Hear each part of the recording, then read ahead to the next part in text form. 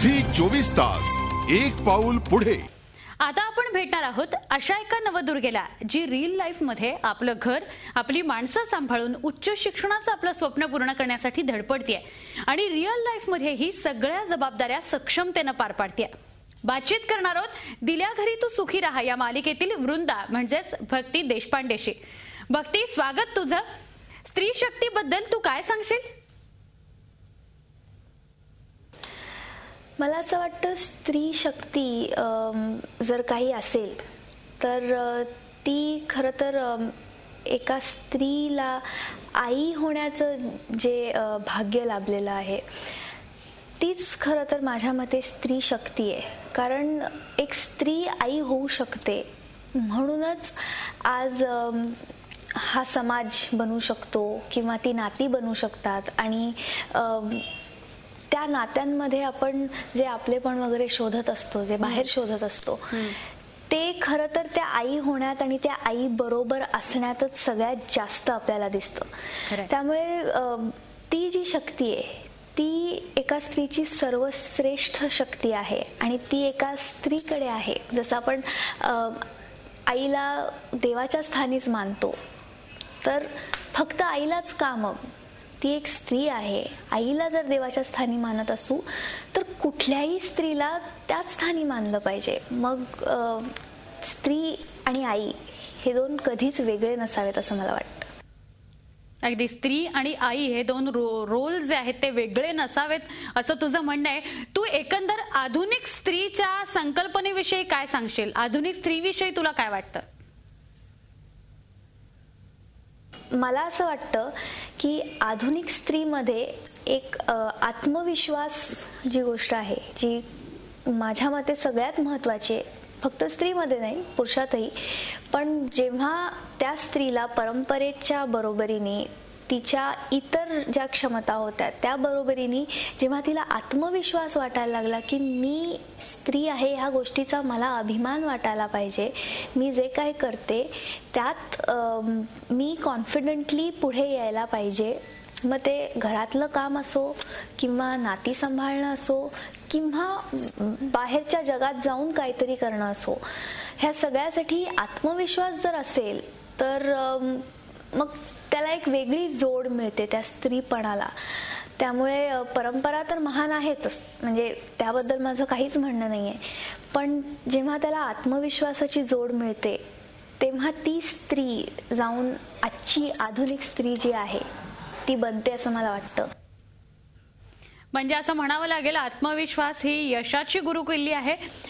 तुझी जी मालिका आहे त्या मालिकेतल्या स्त्री भूमिकेविषयी तू काय सांगशील? त्या भूमिकेची ताकद काय आहे असं तुला वाटतं?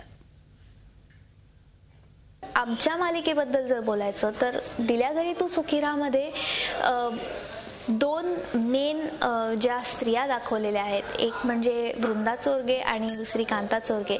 हे दोन त्या एका स्त्रीचं असं नाही, पण स्त्री ह्या स्वरूपाच्या दोन वेगळ्या छटा आहेत. पण त्या दोन्ही छटा परिपूर्ण आहेत असं मला वाटतं. कारण आपल्याला स्त्री म्हणजे जर देवीच्या स्वरूपात बघायची असेल तर एकीकडे दुर्गाई आहे आणि एकीकडे सरस्वती पण आहे, एकीकडे लक्ष्मी पण आहे, एकीकडे पार्वती पण आहे.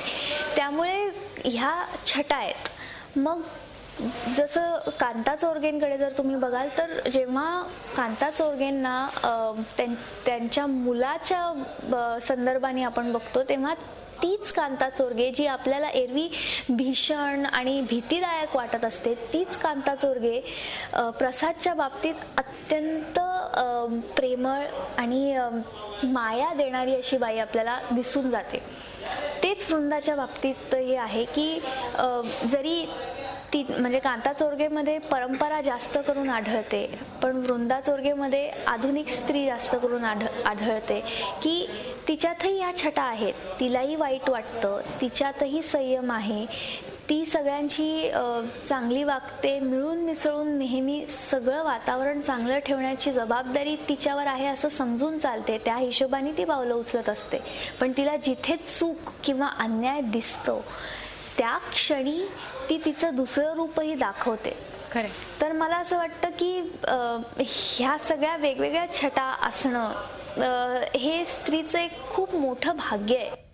खरे, ह्या ज्या सगळ्या अशा मालिका आहेत आपल्या सगळ्यांसमोर आपण बघतो आहोत, त्या सगळ्यामधनं स्त्रीची वेगवेगळी रूपच आपल्या समोर येत आहेत. आमच्या माध्यमातनं नवरात्रोत्सवानिमित्त आजच्या आधुनिक स्त्रीला तू काय संदेश देशील?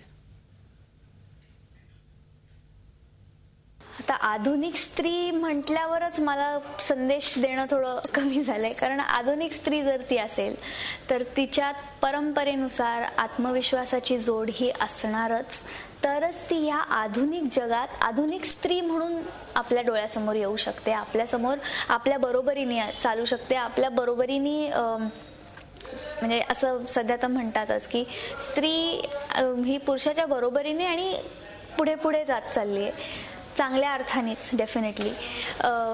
त्यामुळे आधुनिक स्त्री जर म्हणत असाल तर तिच्यात आत्मविश्वासाची जोड ही आहेच. पण कुठेतरी मला असं वाटतं की जेव्हा आपण हे उत्सव वगैरे साजरे करतो तेव्हा त्या देवीची पूजा होते, त्या निमित्ताने एकत्र येऊन अनेक स्त्रिया किंवा पुरुष सुद्धा सगळेजण एकत्र येऊन एक धमाल मस्ती जल्लोषाचं वातावरण असतं, ते निमित्त असतं कदाचित. पण तशा पद्धतीने एकत्र येणं, ते लोकांना संघटित करणं, ते लोकांना एकत्र धरून ठेवणं, हे स्त्री खूप चांगल्या पद्धतीने करू शकते. आणि हे तिने फक्त उत्सवाच्या निमित्तानेच नाही पण एरवी सुद्धा करत राहावं. आणि डेफिनेटली त्यातनं प्रत्येक स्त्रीला आनंद हा मिळणारच आहे आणि तिच्या आसपासच्या लोकांनाही आनंद मिळणार आहे. नक्की नक्की. भक्ती, तू खूप बरं वाटलं आमच्याशी एवढं मनमोकळेपणे बोललीस. तुझ्या ज्या काही इच्छा आहेत, आकांक्षा आहेत, स्वप्न आहेत, ती पूर्ण होत अशी अपेक्षा या कार्यक्रमाच्या माध्यमातून. झी 24 तास, एक पाऊल पुढे.